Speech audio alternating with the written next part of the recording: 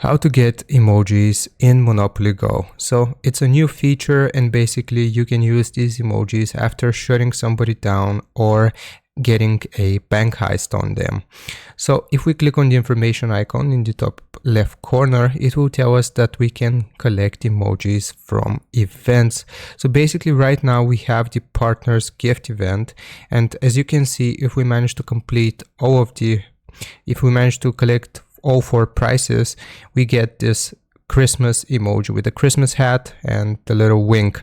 So basically that's one way of how you can get emojis in Monopoly Go. And one more way is through these events right here that we can see. For example, Twinkle Tree. Some of these events will have emojis as rewards. Probably not this one because they just released this feature, but the next event or the one after it.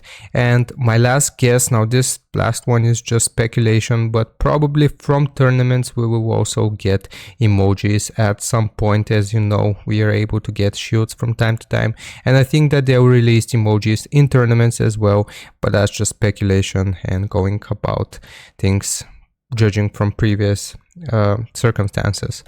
So hope this video was helpful, fun. Leave a like and sub, and I'll see you next time.